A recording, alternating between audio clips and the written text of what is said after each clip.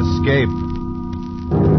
Escape tonight to Paris of 500 years ago.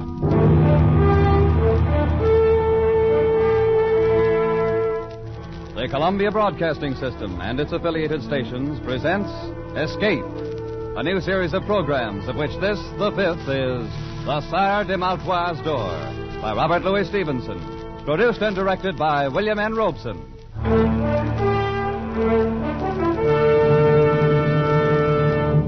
The pen of Robert Louis Stevenson has been an avenue of escape for 3 generations. Our grandparents thrilled to the macabre metamorphosis of Dr. Jekyll, just as we will never forget the nursery menace called Long John Silver. Tonight we escape with Robert Louis Stevenson down another avenue, which leads to Paris in 1429, and the amazing adventure of the Sire de Maltois d'Or.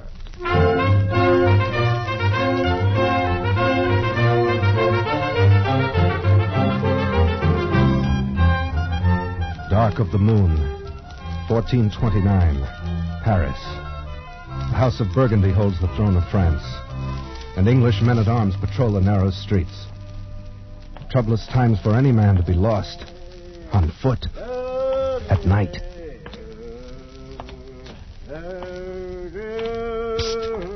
You there! Over here by the wall. What's this? Now the shadows themselves are speaking. I'm no shadow.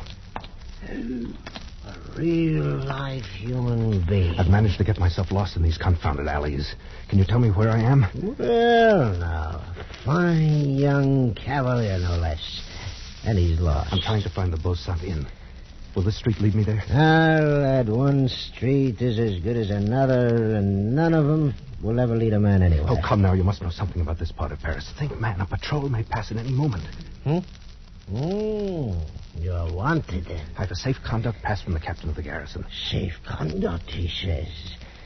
And to find what a good that'll do you here in the dark of the night. Well, you're certainly not helping my chances any. No, lad. The only safe conduct you have is that sword swinging at your side. Wait, quiet. A patrol. They're coming this way. I'm inclined to think you're right. I've got to run for it. Tell them nothing. When I should tell what to whom. Wait, halt! Someone's there. Speak up. Who are you? Speak up, is it? And you a blundering pack of 2-day grenadiers that walk like a herd of cattle such as me? Speak up. That served with the mad Prince Charlie himself. May he rest in peace. An old campaigner, eh? Where you from, soldier? Fontainebleau, from a smarter outfit in bivouac than the likes of you in quarters. A bit in the scups, eh, man? Seen anybody about, old-timer? Naught but shadows and tankards of ale.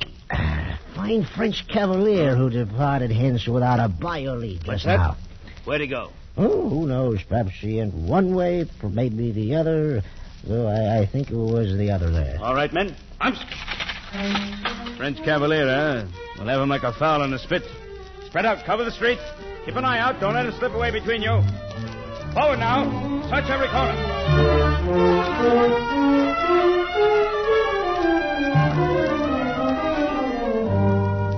Oh, the fool. The drunken fool. I'm for it now, all right. This cross street. There's a bare chance they'll pass it by. If I can only get through here. Oh, no. Oh, no. It's a dead end, unless this leads... No, it's only the door to a house. Caught like a rat in a trap. All right. If it's so written, then so be it. With a bit of luck, there'll be 2 or 3 go with me. Huh? The door. It's unlocked. I can push it open.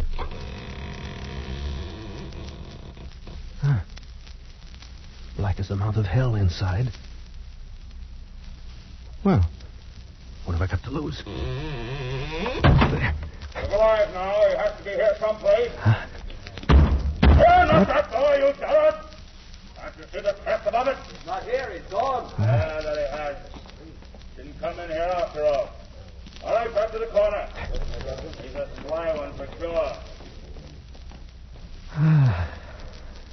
That was close.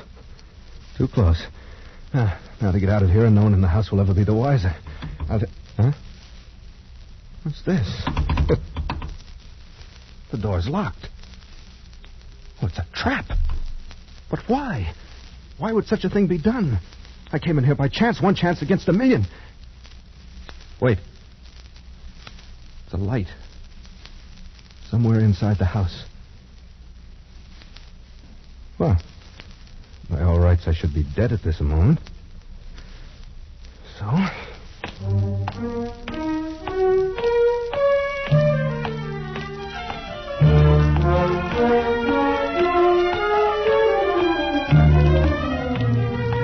Come in, young man. I've been expecting you all evening. I fear you must be mistaken, sir. My visit is quite unexpected for both of us.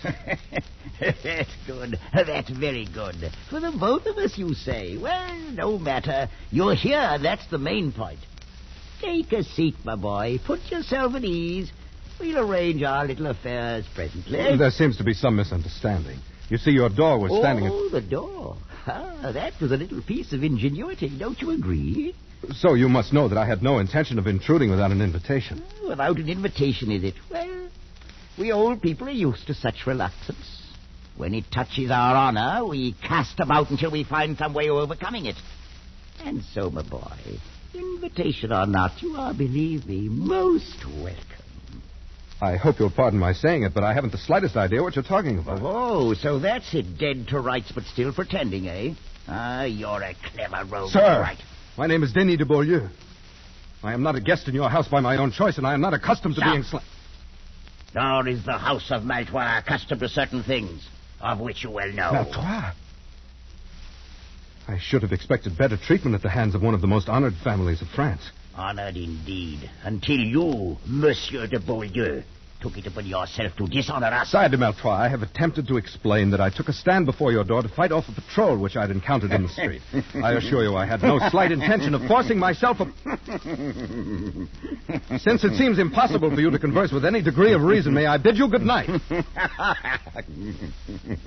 Sir, if you have your right wits, then you're insulting me grossly. And if not, I have no desire to spend further time with a lunatic. You young fool. Thinking to get away so easily. No power on earth can make me stay here any longer, even if I'm forced to hack that door of yours to pieces. Ay me. And now, will you please sit down, my dear nephew? Nephew? You lie in your teeth. I said sit down. You think for a minute that I made a little contrivance for the door and stopped short with that? If you want to be bound hand and foot until your bones crack inside of you, then get up. Try to get away. But if you'd rather stay a free young buck, agreeably conversing with an old gentleman, sit where you are in peace. You mean, then, I'm a prisoner here? I stated the facts. Draw your own conclusion. Ah, fair Francois, come in. Thank you, Messiah. Tell me, how is she? A little better frame of mind, I hope. She is more resigned, at least, Messiah. Well, now, isn't she hard to please? A likely stripling such as this, well-born, and her own choice. What more would the Jade Dwarf have, If you'll pardon, the situation is not usual for a young damsel. It is somewhat trying to her blushes. Trying, is it? Ha! She should have thought of that before the dance began. She called the turns, and now she'll do the pay. At the risk of being presumptuous, may I ask who she is? Ha! You hear that, Père Francois? Monsieur de Beaulieu wishes to know who she is. I heard, Messiah. I am pleased that you find my most casual remark so amusing. So, you'd like to know who she is. Very well. After all, you really should know, young fella. It's only fitting for you to be introduced properly.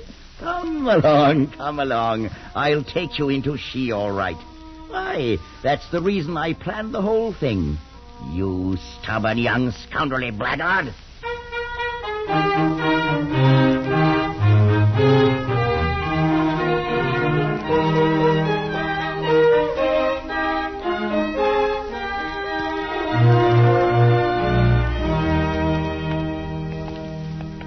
Come along, my boy. Right through this door. After you, sir, if you don't mind. Oh, now, it's not that kind of a trap. Here we are. How are you, my dear? Oh, please, Uncle. Please have some pity on me. Pity? But I do a great deal more than you've shown for the name of Malfoy. Come now, up off your knees and look at the friend I brought you. It's good to be devout, but it is also necessary to be polite. I have no understanding how you can be so vicious. Oh, that's very unkind. And now, Monsieur de Beaulieu, since we've decided to keep up this farce, allow me to present my niece, Blanche de Malfoy. For such an inhuman thing, surely heaven itself... He's not the man. My uncle, this is not the man. Expected you to say as much, my dear. Is it so unfortunate you couldn't remember his name? It's true. I swear by the Blessed Virgin, I do not know this man. I've never laid eyes on him before. Please, sir, tell him. Tell him we've never seen each other before. For myself, at any rate, I've never had that pleasure.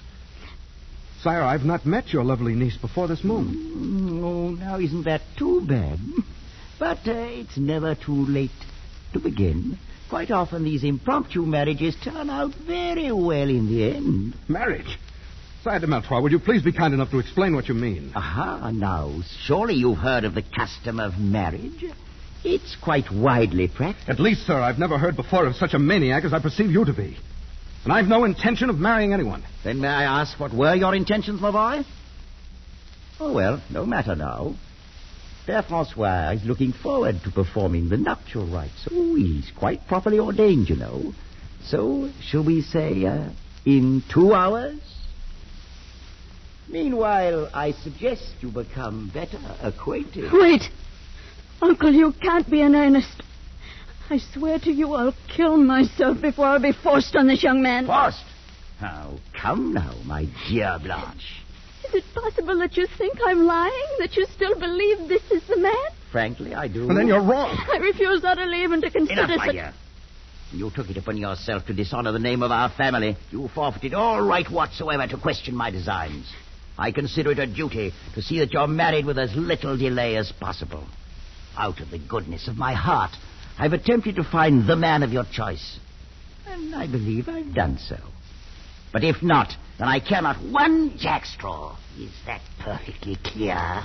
It's clear, sir, that you're a madman. Perhaps, my dear nephew. I'm not your nephew, nor will I be. I'd sooner die 1,000 times. Oh, such a fury against the inevitable. But at any rate, you'll have 2 hours to compose your differences. Père Francois, bring the clock. Very well, Messiah. Thank you. Place it there.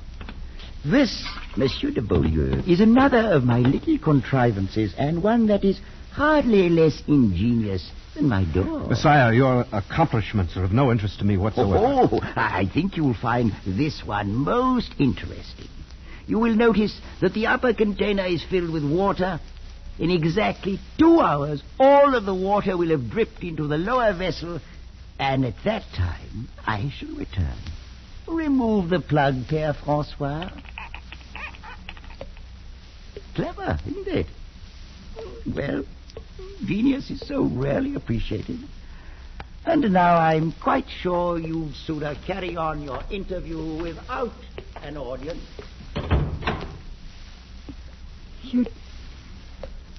You'd never met my uncle before? He didn't arrange this with you? I'd never laid eyes on him. And certainly nothing was arranged with me, else I wouldn't be here.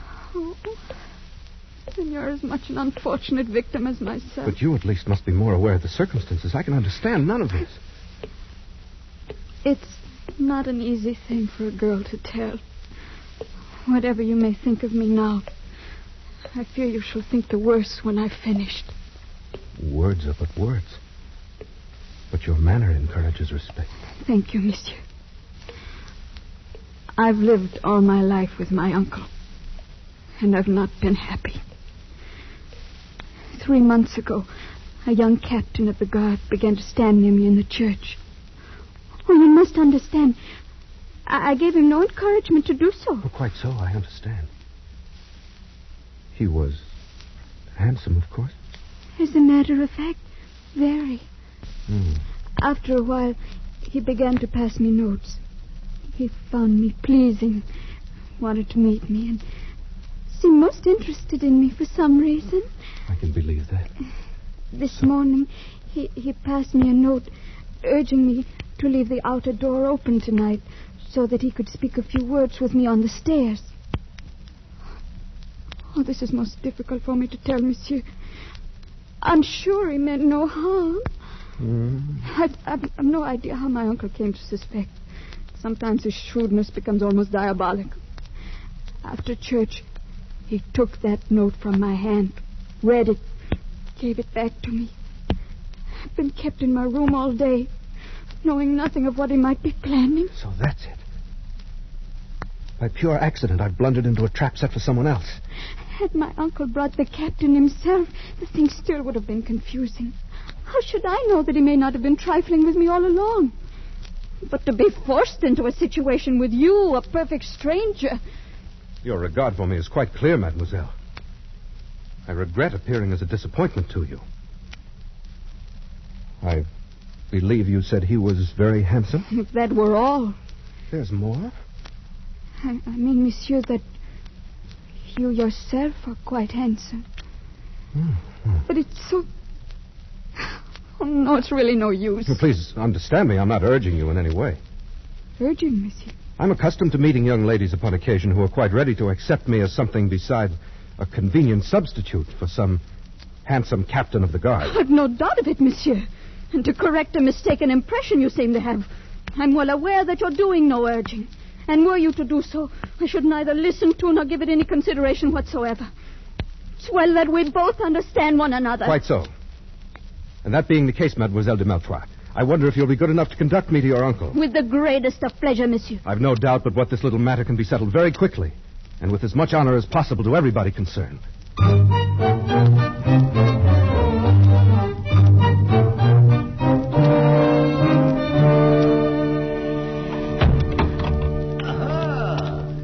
The full 2 hours weren't necessary. Already harmonious accord rises triumphant. On the contrary side, de Meltroit, your assumption is entirely false. Oh, what a pity. Well, Père Francois, there's nothing to it. We'll simply have to wait a while longer. As you say, Messiah. I fear it may be much longer than you think. In fact, forever. That's a very long time indeed. And you, my dear niece, what are your sentiments in the matter? I will not marry this man. Do what you may, uncle, I will not marry him. Right back where we started. Can it be that our young friend is lacking in perception, Père Francois? It is possible, Messiah. I'm not at any rate lacking in a sense of honorable conduct. Dragged in here against my will, I've addressed your niece in the manner of a gentleman. I found her charming, lovely, delightful. Monsieur. But now I have the honor of declining your offer of her hand. Let that end the matter. It's not as simple as that. Take a look from my window there, and tell me what you see on the wall beneath it. What do you mean? See for yourself. Whatever it is can have no bearing on the matter. There's an iron ring set in the wall. Quite so, and fastened to the ring? A rope. Right. So we have two elements. And to complete our little diagram, we need a third one. That element is, at the moment, firmly attached to your body. I'm referring, sir, to your neck. Uncle, no. And may I inquire the purpose of the dogs there in the courtyard below? Are they also a part of your devilish plans? My dear young man, a body doesn't hang in ropes forever, you know. You maniac. Even murder doesn't stop you. Ooh, that's such a nasty word. Let us confine ourselves to the bald facts. At the end of your 2 hours, you will prepare yourself either to marry my niece or to kick out your life while you swing at the end of that rope. There's no other alternative. I think there's one. Between gentlemen, at any rate. Arm yourself, sir. You fool. You think for a moment that if I'd regarded your sword as a threat, you'd still be wearing it? Père Francois, will you open that door to the passage, please? Of course, Messiah. I'll be most happy to. Gentlemen, show this rash young buck the color of your steel. Whether he likes to admit it or not, Monsieur de Beaulieu, one day a man grows too old to fight his own battles and must hire others to do it for him. Close the door, Père Francois. Then you'll not fight? Do I seem a fool? There'll be no fighting and no haughty refusal to marry my niece. You found her charming. Well and good. But I'll tell you this. Were she as common as the Paris road, more hideous than the gargoyle over my door, you'd not spurn the hand of a Maltois and ever live to tell of it. Alive and married you'll be, or dead and hanging from that window, and soon after, food for the dogs. It's one or the other. So, make up your mind.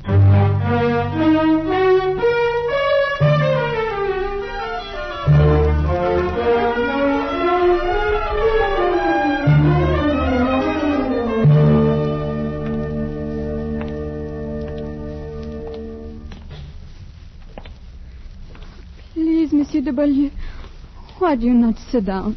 Your concern is most gratifying, mademoiselle. Since I have such a short time to live, I doubt that I'll grow very tired. If the time be short, then why do we waste it in formal speech? As you will. Listen to it.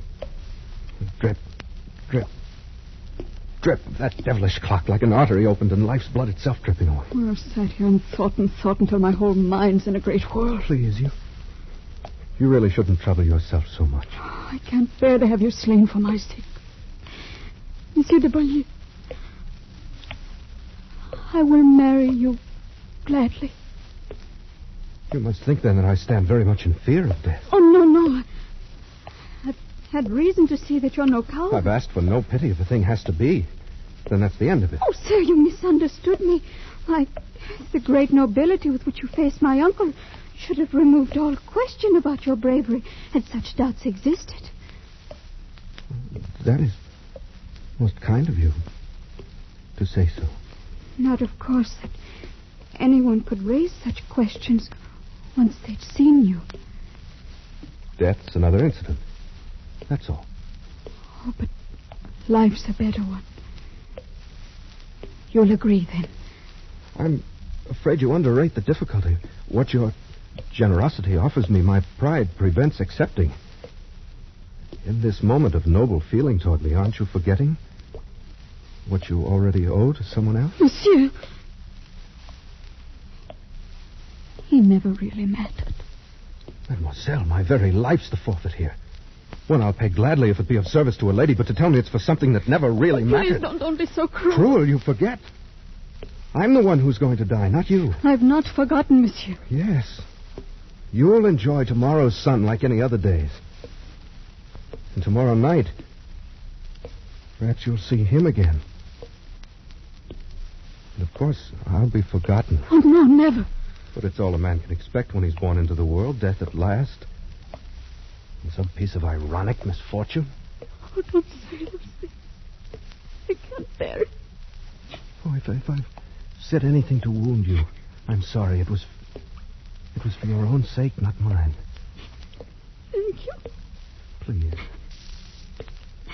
It's a bitter thing, my dear, to see you in such distress that giving my life itself for you can't help it. I'm sorry. I'll try to be braver. Is there no way at all in which I can serve you? Either now or afterwards? Only by letting me think of you as a friend for the brief time that's left to us. By forgetting for the moment that I'm an awkward intruder thrown here by circumstance. That's all. And afterward? What does it matter? The closer you come to it, the clearer you see that death's no more than a dark and dusty corner where a man climbs into his tomb and shuts the door after himself. Oh, monsieur. I've only a few friends now. And once I'm dead, I've no doubt that I'll have none. You forget Blanche de Maltois. You're very sweet. Any young man in France would be glad to trade places with me and die for you. You value the small service I do you far beyond its worth. I'll not have you thinking so meanly of yourself. Look at me. Would you say that I am beautiful? I think some I think the most beautiful girl I've ever seen. I'm glad of that. Tell me, is there a man in France who can say he's been asked in marriage by a beautiful maiden, asked from her own lips, and refused her to her face? Oh, no. I know you're a man and half despise such a triumph. But any woman knows more of what's precious in love. But remember, you asked me out of the pity of your heart, not for love. Are you so sure of that? Must I bear my very soul like a merchant showcase? You're very good. As good as you're beautiful. I'll not forget it for the time that's left me. Very well. I, too, have a pride of my own. If you turn back now from your word, I'd no more marry you than I would any stranger off the street. It's a small love that shies at a little pride. The dawn's starting to break. Yes. My uncle and his men will come here any moment. What shall we say to him? Anything you will.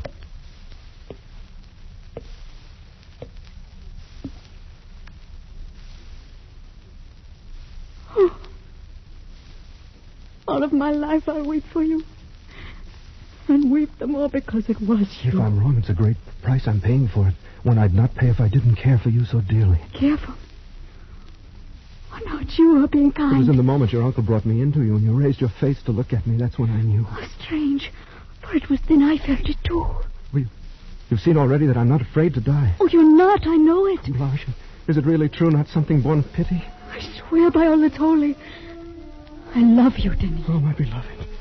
And I can tell you now that I love you, too. Even after all you've I heard. can remember none of it. The captain's No name. matter. I love you. Oh, my I darling. love you more than my life and my soul. Blanche, my darling, I love you. I love you, Blanche. Well, Uncle. well.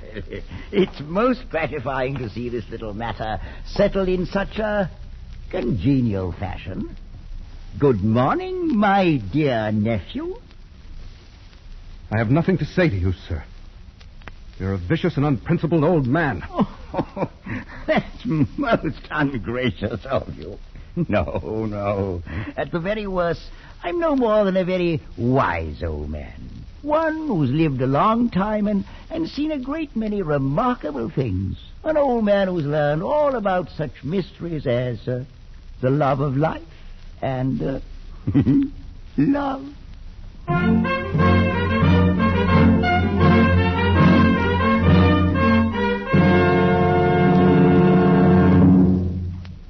The Sire de Maltois d'Or by Robert Louis Stevenson was adapted for radio by Les Crutchfield and produced and directed by William N. Robeson, with Elliot Lewis as Denis, Peggy Weber as Blanche, and Ramsey Hill as the Sire de Maltois. The special musical score was conceived and conducted by Cy Feuer.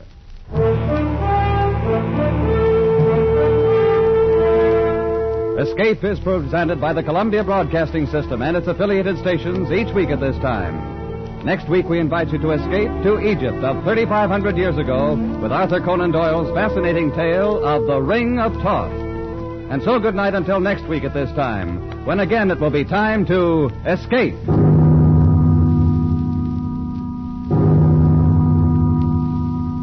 This is CBS, the Columbia Broadcasting System.